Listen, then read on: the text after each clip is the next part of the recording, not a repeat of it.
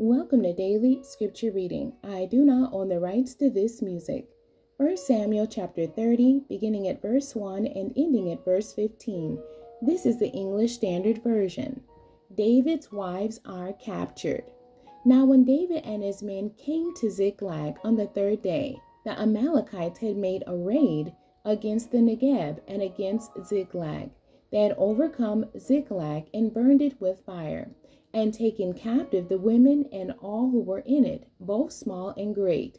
They killed no one, but carried them off and went their way. And when David and his men came to the city, they found it burned with fire, and their wives and sons and daughters taken captive.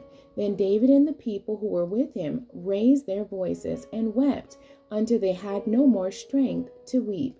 David's two wives also had been taken captive, Ahinoam of Jezreel and Abigail the widow of Nabal of Carmel.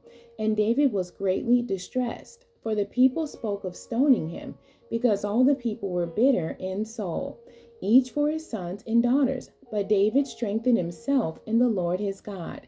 And David said to Abiathar the priest, the son of Ahimelech, "Bring me the ephod." So Abiathar brought the ephod to David, and David inquired of the Lord, "Shall I pursue after this band? Shall I overtake them?"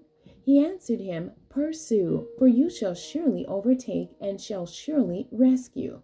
So David set out, and the 600 men who were with him, and they came to the brook Besor, where those who were left behind stayed. But David pursued, he and 400 men. 200 stayed behind, who were too exhausted to cross the brook Besor. They found an Egyptian in the open country and brought him to David, and they gave him bread, and he ate.